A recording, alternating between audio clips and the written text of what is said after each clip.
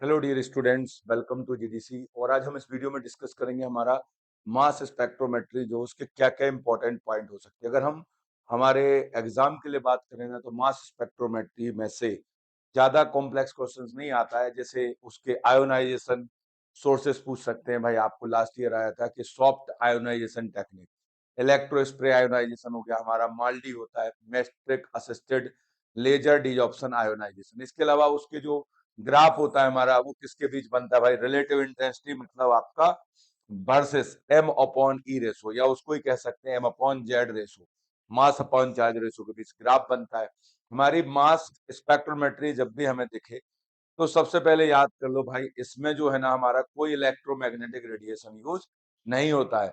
यहाँ पर हमारे कंपाउंड को तोड़ा जाता है बेटा, उनको, ठीक है, उनके टुकड़े टुकड़े किए जाते हैं, उन टुकड़ों को बीना जाता है किसके अकॉर्डिंग? उनके मास अपॉन चार्ज रेशो के अकॉर्डिंग उसको अपन सेपरेट कर लेते हैं। इससे प्रायोरिटी पर देखा जाए तो हमको मॉलिक्यूलर वेट का इंफॉर्मेशन मिलता है, मॉलिक्यूलर स्ट्रक्चर का इंफॉर्मेशन मिल जाता है, और हमारे लिए मॉलिक्यूलर फार्मूले का इंफॉर्मेशन मिल जाता है। अगर हम कंपैरेटिवली चारों मेथड्स में देखें, भाई यू भी हमको कंजुगेशन बताता है, आईआर फंक्शन को बताता है। आईआर अच्छा ऑलराउंडर है, वर्सेटाइल मेथड है। और एनएमआर हमको type of proton, type of carbon बताता है। और हमारा मास हमको मॉलिक्यूलर वेट, मॉलिक्यूलर फार्मूला और मॉलिक्यूलर स्ट्रक्चर का इंफॉर्मेशन देखता है। अगर हम कंपैरेटिवली देखें तो जो ज्यादा एक्यूरेट इंफॉर्मेशन देता है वो हमको मास दे देता है। लेकिन कोई एक मेथड के भरोसे हम चल चल नहीं सकते हैं, हमको सभी मेथड्स करना पड़ते हैं। तो देखो, मास स्पेक्ट्रोमेट्री की अगर एक छोटी सी बात करें कि भाई अगर हम मास को बेटा सर 5 मिनट में पढ़ना चाहते हैं सर, तो मैं क्या पढ़ूं मास के लिए? देखो, मास स्पेक्ट्रोमेट्री जैसे ही आपको देखे तो सबसे पहले मास को देख लिया करो। मास स्पेक्ट्रोमेट्री आपको मिला, ठीक है, तो आपने बोला मास, मास मतलब इसका मेन यूज होता है भाई मॉलिक्यूलर वेट डिटर्मिनेशन में, मॉलिक्यूलर स्ट्रक्चर में, और मॉलिक्यूलर फार्मूला, ये आप निकाल सकते हो इसकी मदद से, ठीक है। अब इसमें जो होता क्या है हमारे भाई, हायर एनर्जी इलेक्ट्रॉन्स होते हैं, ठीक है, हायर एनर्जी इलेक्ट्रॉन्स है भाई, वो दौड़ते हुए जा रहे हैं, वो एक मॉलिक्यूल से टकरा जाते हैं, हमारे मॉलिक्यूल में बेटा क्रैक आ जाता है। मॉलिक्यूल में क्रैक आ गया मतलब उसका आयोनाइजेशन हो गया। पहला स्टेप क्या हो गया भाई? आयोनाइजेशन हो गया। फिर से इलेक्ट्रॉन्स टकराते हैं बेटा, वो टूट जाता है, टुकड़े टुकड़े हो जाते हैं उसके। भाई M1 बन गया, उसका M2 बन गया, M3 बन गया। तो ये टुकड़ों को इसी की भाषा में कहते हैं बेटा, या तो हम कहते हैं डाटा आयन कह देते हैं इसको भाई, ठीक है, या फिर इसको फ्रेगमेंट आयन कहते हैं। क्या कहते हैं भाई अपन? फ्रेगमेंट आयन कहते हैं। फ्रेगमेंट आयन के ही टाइप होते हैं, डाटा आयन, फ्रेगमेंट आयन, ये हमारे बन जाते हैं। ये पहला जो आयन बनता है इसको बेटा पापाजी आयन कहते हैं, ये पेरेंट आयन है हमारा, ठीक है। इसी को हम मॉलिक्यूलर आयन कहते हैं। क्या कहते हैं भाई? मॉलिक्यूलर आयन कहते हैं। अगर कभी कोई पूछे भाई, जैसे मैंने आपसे पूछा सोडियम का मॉलिक्यूलर वेट कितना होता है, आप बोलोगे 23 होता है, और सोडियम प्लस का कितना होता है? 23 होता है। आपका जो भी कंपाउंड का जितना भी मॉलिक्यूलर वेट है, ठीक है, वो हमारे मॉलिक्यूलर अगर वेट कभी पूछे तो कंपाउंड का जो मॉलिक्यूलर वेट होता है वो हमारे मॉलिक्यूलर आयन के बराबर होता है। जो अपन बोलते हैं ना, इससे मॉलिक्यूलर वेट निकल आता है। तो पेरेंट आयन जो मॉलिक्यूलर आयन रहता है उसका जितना भी एम अपॉन ई रेशो आता है, ठीक है, उससे जितना भी आपका मॉलिक्यूलर वेट आता है वो हमारे किसका होता है? कंपाउंड का होता है। इसमें कई बार क्या होता है हमारा, इसमें क्या कई बार क्या हो जाता है हमारा, जब अपन मॉलिक्यूलर वेट निकालते हैं तो कई बार होता ही है कि जैसे ही अपन ने मॉलिक्यूलर वेट निकाला, ठीक है, मॉलिक्यूलर वेट आपने निकाला, तो जब आप मॉलिक्यूलर वेट निकालोगे तो होगा ये कि भाई आपका कई बार मान लो ज्यादा आ गया, सपोज M+1 आ गया, ठीक है, M+2 आ गया, तो ये जो चीज होती है कौन सी पीक बताएगा भाई तुमको? ये आइसोटोप को इंडिकेट करेगा। किसको इंडिकेट कर देगा? आपके आइसोटोप को इंडिकेट करेगा। ये जो इंडिकेट करेगा किसको करेगा? आइसोटोप को इंडिकेट कर देगा। समझ गए? और आपके जो डाटा आयन बनते हैं, फ्रेगमेंट आयंस बनते हैं, ये जनरली हमारे लिए मॉलिक्यूलर स्ट्रक्चर को इंडिकेट कर देते हैं। इसको इनको अपन को जो ग्राफ बनता है हमारा, किसके बीच बनता है भाई? रिलेटिव इंटेंसिटी रहती है और मास अपॉन चार्ज रेशियो के बीच ग्राफ बनता है। इसमें जो सबसे ऊंचा जाता है बेटा, माउंट एवरेस्ट के जैसा, उसको बेस पीक कहते हैं, मोस्ट इंटेंस पीक कहते हैं। इसकी अबंडेंस 100% होती है। इसको मोस्ट इंटेंस पीक कहा जाता है। इसकी अबंडेंस क्या होती है? 100% होती है, ठीक है। इसको बेस पीक कहते हैं, ये मोस्ट इंटेंस पीक होती है। इसकी अबंडेंस क्या होती है? 100% होती है, ठीक है। मोस्ट इंटेंस पीक कहते हैं, ये ध्यान रखना अच्छे से। उसके रिस्पेक्ट में बेटा दूसरों का निकालते हैं, इसलिए ये रिलेटिव अबंडेंस कहते हैं, ठीक है। और जिसका मॉलिक्यूलर वेट सबसे ज्यादा आएगा वो मॉलिक्यूलर आयन की पीक है। अगर मान लो आइसोटोप होगा तो प्लस हो सकता है। इसके अलावा देखो और टाइप्स के भी इसमें आयन बन जाते हैं। जैसे भाई मान लो एक क्वेश्चन आता है कि मास में मेन कौन से आयन बनते हैं, तो एक आंसर रहेगा सब कैटायन बनते हैं। कैटायन में कौन कौन बनते हैं ये लिखा है, मॉलिक्यूलर आयन, पेरेंट आयन, ये सबसे मेन होता है अपना मॉलिक्यूलर वेट का information. Data ion, fragment ions होते हैं, उनमें से जो सबसे ऊंचा पीक बनाता है उसको बेस पीक कहते हैं, मोस्ट इंटेंस पीक होती है। इसके अलावा और भी आयन बन सकते हैं, जैसे रीअरेंजमेंट आयन बन गए, आइसोटोप आयन बन गया। एक होता है बेटा मेटास्टेबल आयन। मेटास्टेबल आयन बेटा थर्माकोल का टुकड़ा है भैया, वो बीच में ही गिर जाता है, वो यहां से चला आपके डिटेक्टर के पहले ही गिर गया, डिटेक्टर तक रीच ही नहीं कर पाता।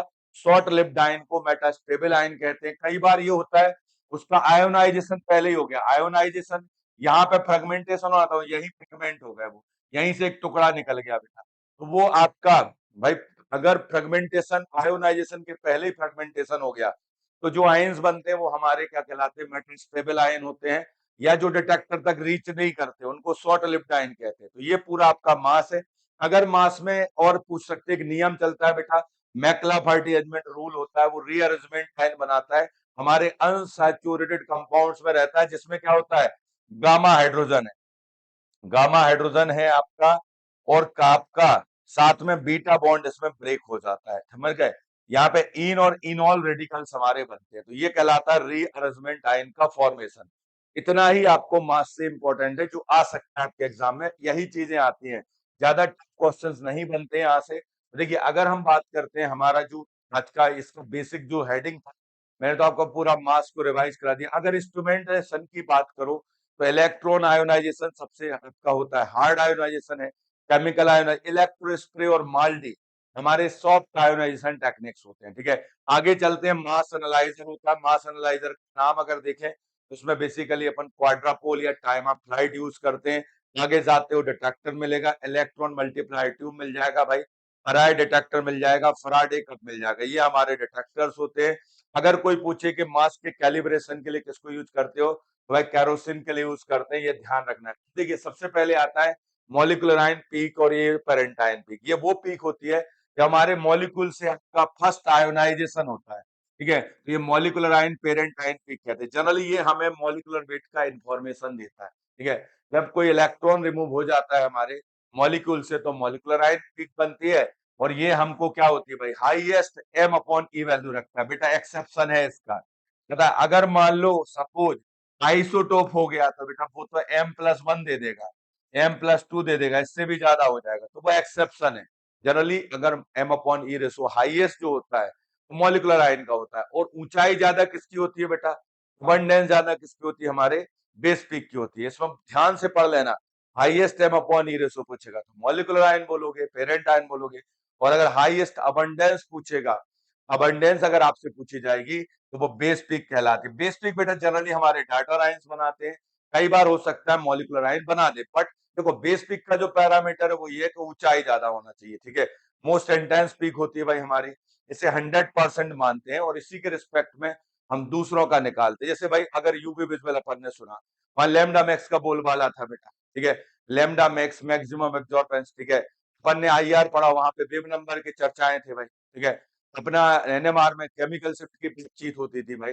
वैसे हमारा जो मास का ग्राफ है ना, इसमें मेन आदमी क्या है हमारा भाई, दो है। एक मॉलिक्यूलर आयन है, वो highest M upon E ratio रखता है आइसोटोप को छोड़ के, बाकी ऊंचाई जिसकी जाती है 100% जो अबंडेंस होती है वो हमारी आ जाती है भाई, ये हो जाती है बेस पीक। अच्छे से याद रखेंगे इसको, ठीक है।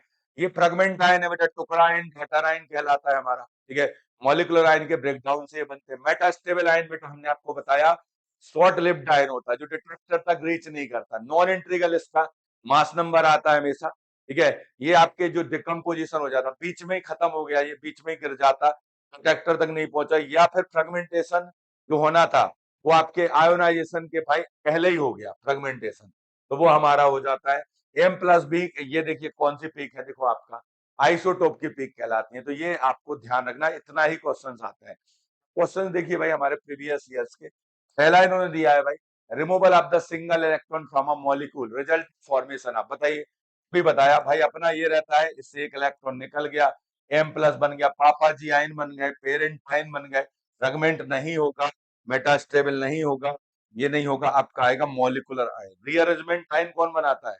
रीअरेंजमेंट आयन जो बनाता है वो हमारा मैक्लाफर्टी रीअरेंजमेंट होता है भाई, ठीक है। आपको ये अब आता है भाई mass spectrum, most intense peak को क्या कहते हैं भाई? मोस्ट इंटेंस पीक जो होती है हमारी, मोस्ट इंटेंस जो पीक होती है उसको क्या कहते हैं? मोस्ट इंटेंस पीक जो होती है उसको क्या कहते हैं? जो मोस्ट इंटेंस पीक होती है उसको क्या कहते हैं अपन? बेस पीक कहते हैं। जो हमारी मोस्ट इंटेंस पीक है उसको क्या कहा जाता है? बेस पीक कहा जाता है। जो हमारी मोस्ट इंटेंस पीक होती है उसको बेस पीक कहते हैं। ध्यान रखना, मोस्ट इंटेंस पीक को क्या कहा जाता है? बेस पीक कहा जाता है। Most abundant ion form in the ionisation chamber give rise to the tallest peak. देखो टालेस्ट लिखा है, मतलब आपको सबको पता है, अपना बेस पीक हमारा आंसर हो जाएगा।